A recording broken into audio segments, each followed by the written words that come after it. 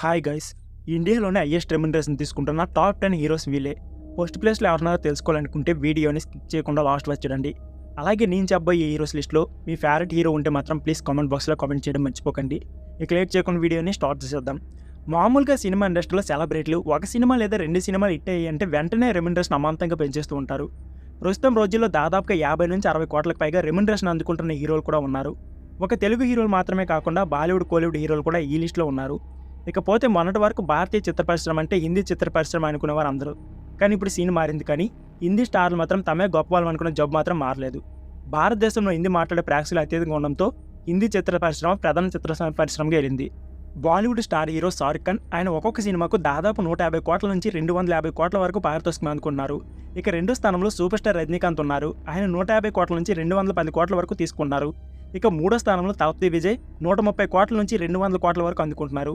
ఇక నాలుగో స్థానంలో Tollywood pan India hero Prabhas 100 కోట్ల నుంచి 200 కోట్ల వరకు అందుకుంటున్నారు. ఈ విషయంలో ఐదో స్థానంలో అమెరికన్ 100 కోట్ల నుంచి 175 కోట్ల రూపాయల వరకు అందుకుంటున్నారు. ఇక సల్మాన్ ఖాన్ 100 కోట్ల నుంచి 150 కోట్ల వరకు రెమ్యునరేషన్ అందుకుండగా కమల్ హాసన్ 100 కోట్ల నుంచి 150 కోట్ల వరకు తీసుకుంటున్నారు. ఇక అల్లు అర్జున్ 100 కోట్ల నుంచి 125 కోట్ల వరకు తీసుకున్నారు. అలాగే బాలీవుడ్ స్టార్ హీరో అక్షయ్ కుమార్ 60 కోట్ల నుంచి 145 కోట్ల వరకు రెమ్యునరేషన్ అందుకుంటున్నారు.